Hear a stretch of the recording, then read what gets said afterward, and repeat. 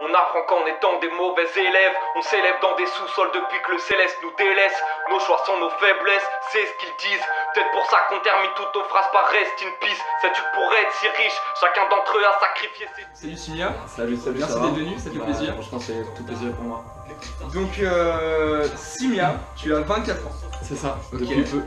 Et tu viens de France, de Paris. Ouais, Ok, dans le 13e, c'est ça? tout à fait. Ok. Et maintenant t'es à Montréal. Ouais, c'est ça, ça fait 2 ans. Ok, d'accord. Et donc toi, si on comprend bien, tout a commencé en 2012. Ouais, Ouais. t'as fait tes recherches. Ouais, grave. J'ai commencé à rapper juste après le bac en fait. Genre, D'accord. j'ai écrit, pour la petite histoire, j'ai écrit mon premier texte quand j'ai terminé mes épreuves du bac. Donc je me suis mis à écrire tard en fait, mais c'est ça, 2012. Dans un contexte particulier, j'ai découvert des artistes vraiment qui m'ont marqué. Et en fait, je les ai rencontrés directement. Du coup, Ok. c'est comme ça que ça m'a permis de vraiment accrocher au délire. Ok. Et là, donc on est en 2012. Tu finis le bac, t'écris ton texte, tu chill, tu fais du skate à l'époque. Non, en 2012 déjà plus, mais Déjà plus toujours influencé par la culture. Parce que Toujours j'ai- influencé par la culture. On est vraiment beaucoup fait dans ma vie, dans mon adolescence. Ok. Et là, tu fais une rencontre. Ouais. Raconte cette rencontre. Alors, comment je pourrais commencer déjà? La personne qui m'a vraiment genre ouvert au rap, c'est vraiment ma soeur, c'est Ellipse, une pote du lycée, ma meilleure pote, voilà, qui rappait déjà un petit peu, qui écrivait pas mal de poèmes, etc. C'est qui m'a un peu ouvert au rap. Vraiment, je connaissais pas du tout. Et en fait, elle m'a fait découvrir des artistes, donc Gaël Faye et Edgar Secloka, donc Milk Coffee and Sugar. Pas prévu, le pédophile dans le prêtre. C'était pas prévu, l'inhumain dans l'être. Mais c'est un trait de caractère très prévisible. L'engrais des cartes bancaires et de visite. Pas prévu, tous ces textes écrits en je, moi, avec un surcroît d'ego dangereux. Y a plus tant de jeu du démon à l'ange. La conscience meurt sous le money time et c'est... J'ai kiffé de ouf, c'est eux qui m'ont vraiment genre, donné l'envie de gratter mes premiers textes. Et voilà, j'osais pas trop rapper, j'ai rappé vite fait devant Ellipse, elle m'a dit ouais gros c'est chaud, vas-y viens je les connais, ils font un atelier d'écriture, on y va et tout. Genre j'étais tétanisé à l'idée de rapper devant eux. Et en fait ça s'est grave bien passé, on a fait un atelier d'écriture pendant 1 an, c'est eux qui m'ont ouvert à la scène, qui m'ont ouvert au goût de l'écriture, au goût de la rime et à la simplicité aussi qu'il peut y avoir derrière le rap. Et voilà, donc c'est surtout ces rencontres-là. Je sais pas si c'est un peu de ça dont je parlais, mais C'est exactement ça. c'est Ouais. ouais. Et donc du coup, vous créez un groupe. Ouais, on a créé un groupe avec Ellipse dans la foulée en fait, pendant l'atelier, on a vraiment, je dirais qu'on s'est vraiment chauffé à se lancer un peu. C'est pas genre on va sortir des albums, on va tout niquer, mais en mode vas-y viens on essaie de faire des sons, parce qu'on était quand même relativement jeunes et inexpérimentés là-dedans. Donc on s'est dit vas-y viens on crée un groupe, on a appelé ça Calam. Et en fait grâce à Gaël, grâce à Edgar, grâce à d'autres gens qui étaient dans l'atelier, on a vite eu des scènes. Donc on a fait des scènes et on a fait, avant même de sortir un son, on avait déjà quelques scènes au compteur et c'était... Je pense que c'est vraiment pour ça que j'ai continué, c'est que j'ai commencé par la scène et le délire de faire des morceaux, et de les enregistrer, etc. est venu après. Donc ouais, on a créé un groupe qui était genre plus quelque chose de spontané en fait, plus que réfléchi, genre c'est pas de page Facebook, pas de logo, rien. Pas de son en ligne, À juste des l'ancienne. concerts. À l'ancienne, juste à cliquer, justement, on cliquait. Juste à cliquer. On cliquait à Barbès, on cliquait dans le 20e. Alors bah, moi je suis le nom de Paris Sud, mais les ateliers avaient lieu entre le 20e et Barbès et on sortait de 3 heures d'atelier avec Guillaume Poncelet d'ailleurs très souvent. Et on partait en couille le soir, on continuait à cliquer dans les rues, tout c'était...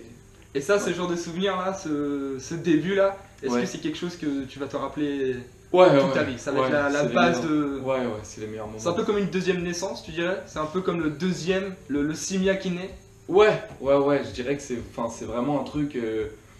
Peut-être en plus tu finis le lycée, t'es dans un truc un peu genre ouais qu'est-ce que je vais faire, etc. Et là je me souviens j'étais à la fac, moi je kiffais pas forcément ce que je faisais, donc je me suis mis à... Bon j'ai jamais laissé de côté la fac, tu vois, je suis pas ce genre de personne, mais j'ai séché quelques cours pour aller kicker, etc. Et franchement... Sans regret. Non, sans regret, parce que c'est un truc genre vraiment, tu sais, quand tu découvres ça, ça te fait vibrer de ouf. Et non, voilà. Et du coup, c'est vraiment. C'est vraiment, je sais pas, une deuxième naissance si on peut dire ça, mais en tout cas, c'est les meilleurs moments, ouais. La découverte d'un nouveau. Je dirais, c'est comme quand j'ai découvert une planche à roulettes. Hein. Le D'accord. premier moment, c'est plus. Et justement, revenons du coup sur GameFi. Ouais. Parce que du coup, grâce à eux, donc, non seulement tu as pu développer tes textes, tu as créé ton premier groupe, Ouais. mais ce que tu nous as pas dit, c'est que le groupe s'est élargi. Le groupe s'est élargi, bah ouais, de l'année d'après. En fait, pendant l'année d'atelier, Ellipse, qui était qui faisait une prépa littéraire à l'époque, moi j'étais pas dans la même filière, m'a dit ouais, j'ai rencontré un type, il est trop chaud, c'est le MC Solar de notre génération et tout. Je fais oh, c'est quoi ce délire et tout. Et tu vois, Solar, big up. grave, je me suis dit, ouais, je veux trop le rencontrer et tout. Et genre, elle me le présente, donc c'est Milestone, à qui je place un énorme big up parce que depuis, pareil, on a vraiment avancé ensemble. Et pareil, bah en fait, on a écrit. Ce qui est ouf, c'est qu'on a écrit un morceau avec Milestone et Ellipse avant que je rencontre Milestone. Donc, pareil, c'est ce genre de truc que tu gardes, tu vois. Genre, on m'a dit, ouais, on veut faire un son. Paris est une jungle, etc. Putain, on avait la rage, on écrivait direct. J'écris, on se rend compte, finalement, ça fitait de ouf. Genre. On avait les mêmes ambiances, puis voilà, en fait. Les choses se sont fait naturellement, je dirais un petit peu comme aujourd'hui avec Yaska, où, tu sais, genre, au final, on est tout le temps ensemble, on fait des concerts ensemble, etc. Et au final, on a, tu sais, genre, pas décidé de le faire. Et bah, avec Milestone, ça s'est fait exactement pareil. Voilà, et depuis, on avance toujours ensemble. Donc c'est ça. C'est d'ailleurs marrant ça. Tu prononces Yaska comme ça, Ouais. en douce. Ouais, en ouais, style. bah, je parle des Sauf que Français. justement, donc tout va bien. Nouveau groupe, les potes, les concerts, les EP, Ouais, le premier solo. ouais. Et là, d'un coup, tu décides de partir. Ouais, bah. Qu'est-ce qui se passe dans ta tête pour te dire je me barre à 6000 km? Moi, je faisais des études et mine de rien, c'est quand même ça qui ponctuait principalement ma vie parce que, tu sais, genre, j'allais pas tout abandonner pour le rap. Donc, je me suis dit, ouais, il faut que je fasse, il faut que j'aille bouger un petit peu, finir mon diplôme à l'étranger, etc. Donc, en fait, tous les EP, pour la petite anecdote, je les ai tous sortis, genre mis en ligne à Montréal. J'ai jamais rien sorti sur le sol français, tu vois. D'accord. C'est ouf. Mais ouais, du coup, en fait, je partais en me disant, ouais, je vais grailler le rap montréalais, j'arrive, ça y est, 2 EP, je vais partir tout seul, je vais vivre tout seul pour la première fois, ça va être dingue et tout. Ça a mis un peu de temps, mais au final, je m'attendais pas du tout, ça a dépassé mes espérances. Donc au début, c'était ouais, vas-y, juste on va checker. Au début, je pensais partir que pour 1 an. Finalement, ça fait 2 ans que je suis là, mais aussi parce qu'ici, il s'est passé des belles rencontres avec Ouais. des gens avec qui on a pu monter des choses intéressantes. Donc C'est bien. Ouais. C'est bien. grave. Donc ouais, c'est ça. D'ailleurs, donc ce déménagement qu'on entend souvent dans tes sons, hein, Ouais, on a toujours cette sensation de distance, de partir loin, ouais, hein, comme dans Grand Destin, partie 2, ouais. aussi dans Neptune, énormément. Un petit peu, ouais. Donc justement, on va venir un peu du coup sur toi en tant qu'artiste. Parlons vite fait sur Grand Destin. Tu dis par exemple c'est pas la distance qui fera taire mes colères. Ouais. Tu dis aussi que le destin est arrière, pourtant j'arrête pas de me demander où je vais. Ouais, en gros, moi j'ai eu vraiment l'envie et le besoin de bouger. Pour plusieurs raisons, parce que, vas-y, tu sais, je crois que j'avais 22 ans. Paris, ça me saoulait, genre vraiment. Envie de voir autre chose, assez torturé au final. Ouais. Genre.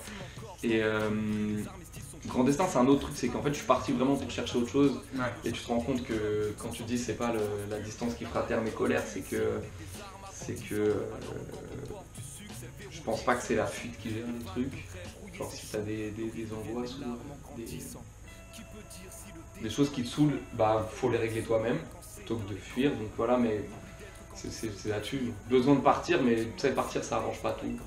Et du coup tu dis justement partir, ça arrange pas tout, ça fait pas oublier les problèmes qui existent. C'est ça. Est-ce que ces problèmes se t'expriment quand tu prononces par exemple que c'est pas par flemme que ta génération ne bosse pas? Ouais, Ou que de chaque côté du globe s'en sortir c'est une fausse pub? ouais.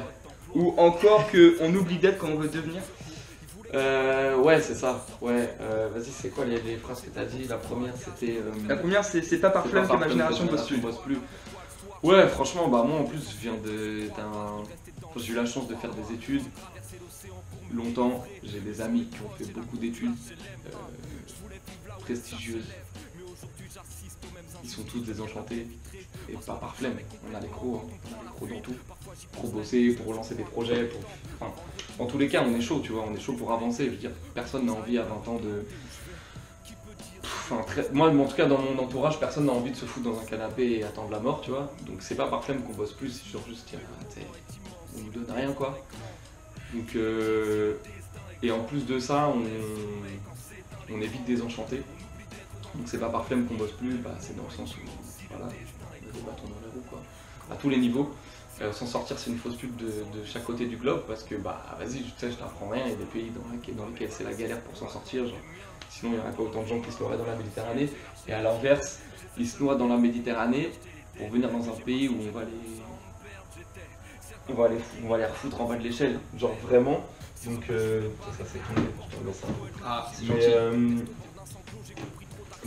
Valérie Damido, si tu regardes, je te jure, il refait l'intérieur tranquille. Mais ouais, c'est un truc un peu général. Bon, après, c'est peut-être des phrases un peu faciles, etc. En tout cas, c'est un texte où j'avais envie de le dire. Parce que moi, c'est des choses qui me touchent vraiment. Le fait de... Justement, ce côté touchant, ce côté sentimental, Ouais. moi, il y a une phrase qui vraiment m'a vraiment touché parce que j'ai ressenti aussi, j'ai beaucoup déménagé dans le passé, énormément. Ok. J'ai fait Ouais. plus d'une dizaine de déménagements. Donc, Ok. tout le temps quitter ses proches, t'arrives dans un pays, tu te fais des liens, tu dois repartir, je comprends. Ouais. Et il y a une phrase que j'aime bien, c'est j'ai traversé l'océan pour me délivrer, laissant mes proches et la cour du HLM. Ouais.